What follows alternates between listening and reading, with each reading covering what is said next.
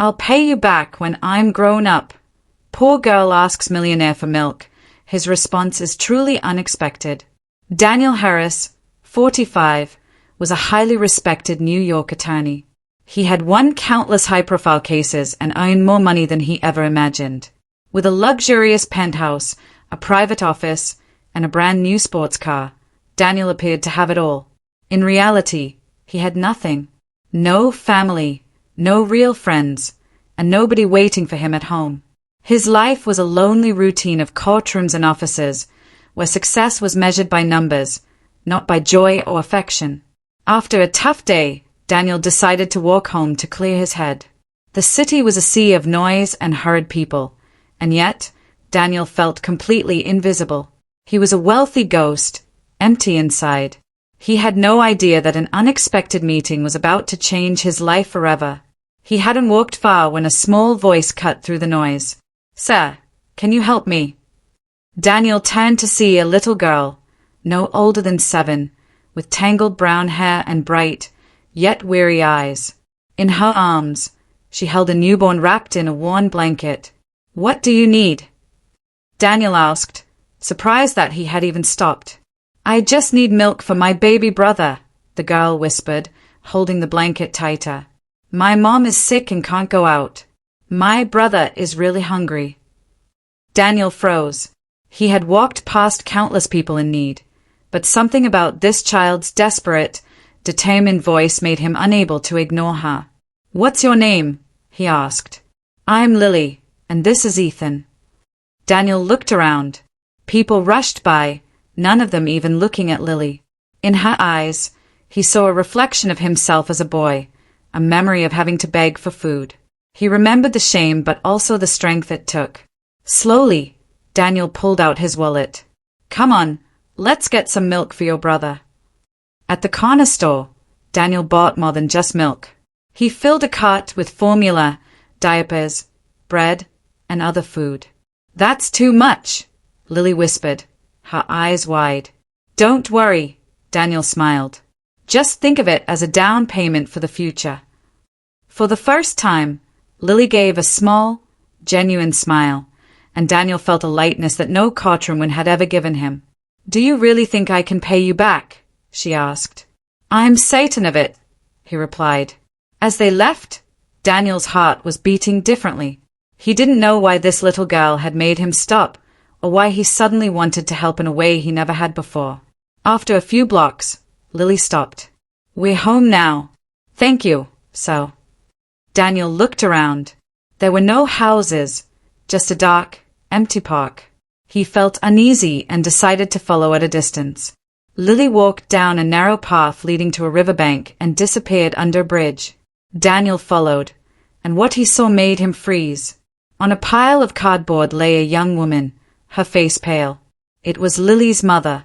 "Mom, I got milk for Ethan," Lily said, kneeling beside her. The woman, barely in her 20s, struggled to sit up. "Where did you get this?" "A kind man helped me. He was really nice." Daniel watched them from behind a column. He saw the mother, Emma, prepare the bottle for the baby, her hands shaking. Lily sat beside her, her eyes full of happiness as her brother was finally fed. Under the cold bridge, they huddled together, a real family. Suddenly, Daniel thought of his own apartment, a wide bed, and a modern kitchen, but with no one to share it with. He had so much, but lacked the love that these people, who had nothing, possessed. The image of the three of them holding on to one another made his chest tighten. He felt a deep ache, realizing his expensive high-rise apartment was unbearably empty. The next morning, Daniel couldn't focus on his work. The image of the family under the bridge filled his mind. He left work early and went to a supermarket. For the first time, he was shopping for a family, not just for himself. He bought formula, diapers, medicine, and warm clothes. "Is this for a charity?" the cashier asked. Daniel hesitated. "Something like that." When he returned to the bridge, Emma clutched Ethan tightly, her eyes filled with suspicion. "What do you want?" Her voice was cold. Daniel set the bags down. "I just brought some things." I couldn't forget your daughter last night. Emma let out a bitter laugh. Men like you always want something. Kindness is never free. Her words were a stab to Daniel's heart. He knew her distrust was a shield against a harsh world. I'm not like them, he said softly. I just want to help because you deserve it. While Emma hesitated, Lily ran forward, pulling out a teddy bear and other things from the bags. Emma looked at Daniel, seeing a sincerity in his eyes that she had rarely encountered. He knew earning her trust would take time. In the following days, Daniel returned to the bridge regularly. Emma remained cautious, but Lily was different. She talked to him about her dreams and showed him her drawings. Every one of her smiles helped heal a part of Daniel's heart. One evening, Daniel took a deep breath. Emma, you and the kids can't live like this forever. I have a big apartment. You could stay with me, just until you find something better. Emma shot to her feet, clutching Ethan. I knew it. You want something in return. You think I'll be your maid, or worse. Daniel shook his head, his voice urgent. No, I just can't stand seeing Lily beg for milk or family sleeping on cold concrete. Then why? Emma demanded. Why would a wealthy man like you care about us? Daniel was silent for a long moment. Because you have something I've never had, he finally said, his voice raw. A real family. I have a house and money, but no one is waiting for me. I don't want to be alone anymore. Lily stepped forward and slipped her small hand into his. You're sad, aren't you? Daniel nodded. A little. When I'm sad, my mom hugs me. Do you want me to hug you? Daniel couldn't resist. As her small arms wrapped around him, a warmth filled his chest. I'm not asking for anything, he pleaded to Emma. Just give me a chance not to be alone anymore. Emma looked at Lily, then at her sleeping baby, and finally at the cold ground. She nodded slowly. Fine, but if you ever hurt us, we'll leave immediately. I would never hurt you, Daniel promised. That night, for the first time, Daniel's apartment was filled with the sounds of life. Lily ran down the hall, laughing with delight. Emma was quiet, her eyes cautious, yet she stole glances at Daniel as he watched them. He had never shared his home with anyone, and it was no longer a silent museum. It was breathing with new sounds, little footsteps, giggles, and soft lullabies. At dinner, Lily asked, Do you always eat alone? Yes, Daniel admitted, but not anymore. Emma's gaze softened as she looked at him. In the days that followed, a new rhythm took over. Daniel woke to the smell of coffee and Lily singing off-key. Emma, still guarded, cooked simple, warm meals that made his lavish dinners seem empty. Lily drew on every piece of paper she could find. One afternoon, Daniel came home early and saw a drawing of a house with 4 people holding hands. When he asked who the man in the suit was, she pointed. That's you. Daniel's throat tightened. He had never been drawn into a family picture before. In the evenings, they sat together on the sofa, and Daniel no longer felt the need to hide in his office. One gray winter morning, Daniel felt a sharp pain in his chest. His breath caught, and sweat broke out on his forehead. Emma recognized the signs of a heart attack. Lily, call 911, she cried. As she helped him to the floor, he reached for her hand, his vision blurring. If something happens, tell them, I love them. Emma shook her head, tears in her eyes. Don't say that. You have to be fine. Lily rushed to him, grabbing his hand. Don't go, Mr. Daniel. You promised you wouldn't leave. In that moment, Daniel realized his greatest fear wasn't death. It was leaving the family he had just found.